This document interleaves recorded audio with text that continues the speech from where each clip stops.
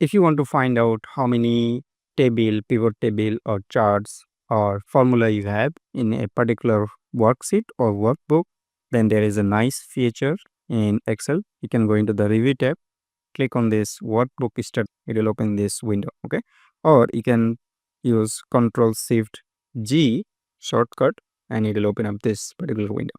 So on sheet basis, you can see what's the end of the sheet, how many cells with the data, number of tables, formulas, and so on. And there is workbook level state, like how many sheets, cells with data or tables, pivot table, formulas, charts, external collection, and macros.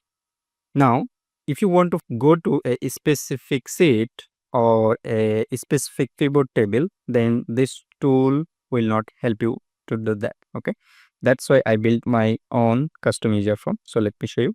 So I'll just go to this my tab, like nice my utilities, open this object navigator.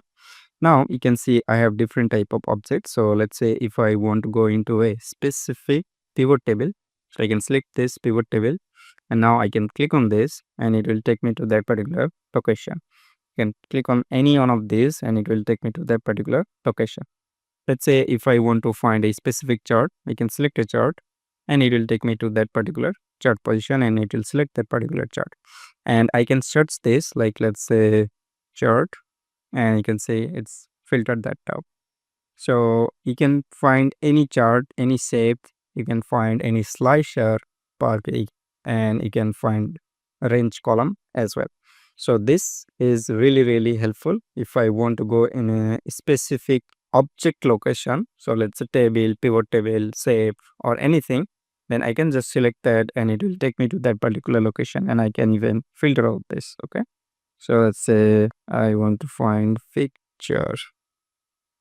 So you can see it's taking me to that particular location.